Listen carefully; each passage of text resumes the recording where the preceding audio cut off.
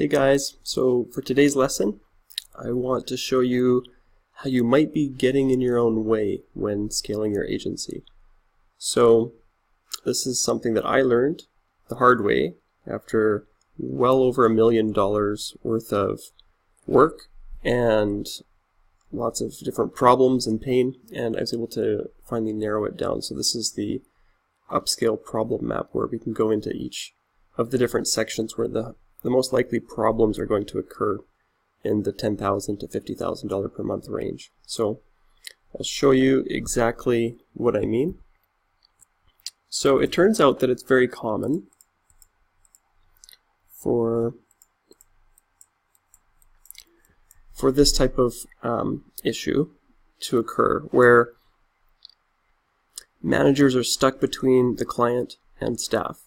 So if you're in a small agency, you'll probably be talking to the client, and then the client will tell you something, and then you tell the staff something, and there's a bit of a delay there. And then there's going to be maybe some miscommunications as well, and then the staff is going to try to take care of it, but they don't really clearly understand what they're supposed to do, and then after some delay of getting things done, the wrong thing was done, and then you have to try to fix that, and the way you fix it isn't exactly the way the client would like, but you didn't have time to go through all the issues with the client, and then finally you have something that looks reasonable, and then you bring that to the client, and the client's not really quite happy with it, and so you've got to do another communication round, and on it goes, leading to more communication delays, unclear communication, and things like that. So the reason this is happening is because managers are stuck between the client and the staff. Now, why does this happen? Well, follow the arrow back. The reason this happens is primarily because managers do not trust the staff. Maybe something happened in the past where the staff member did the wrong thing and lost the whole agency a client, or maybe $10,000 was lost, or maybe maybe it was embarrassing. Maybe there's a whole bunch of reasons. So that's why. I mean, you can follow that back. The reason managers don't trust their staff is because the staff has been unreliable in the past, and because the staff do not feel part of the team, and the team does not feel that the staff is part of the team. So there's just a cultural disconnect.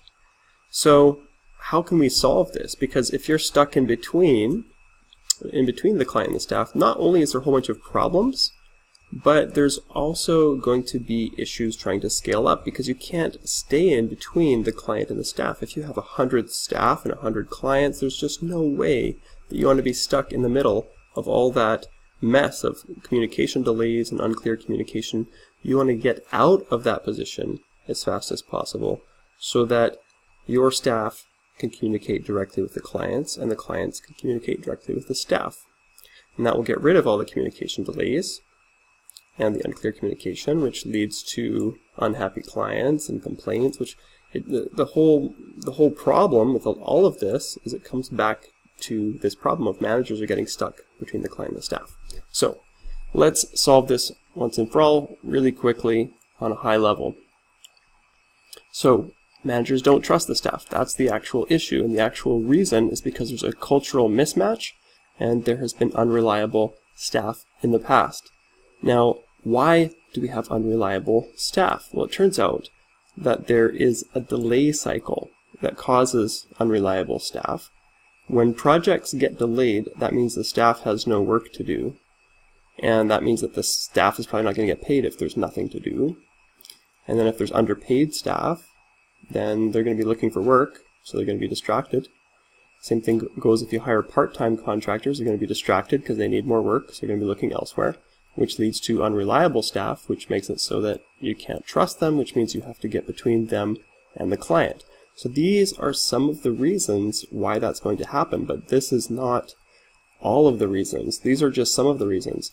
This should add a lot of clarity to why you should not hire part-time contractors, especially off of Upwork. The problem with Upwork is they're not only part-time contractors, but the grass is always greener on Upwork. They're always going to be looking over, and they're going to be hammered all day long. If they're a good contractor, they're going to be hammered all day long with distractions coming in from other projects, trying to take their time and attention away.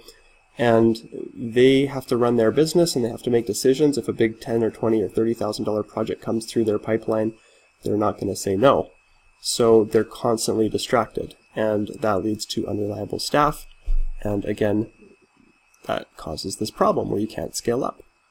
So this is not all of the reasons. There's a whole bunch more detail we can go into. I just wanted to give you this high-level overview so you can kind of get a little bit more of a grip on your agency. And if this was helpful, I can go into a lot more detail. Just maybe ping me a message and we can go over it in more detail. Thanks guys, hope you have a good day, and good luck scaling up your agency.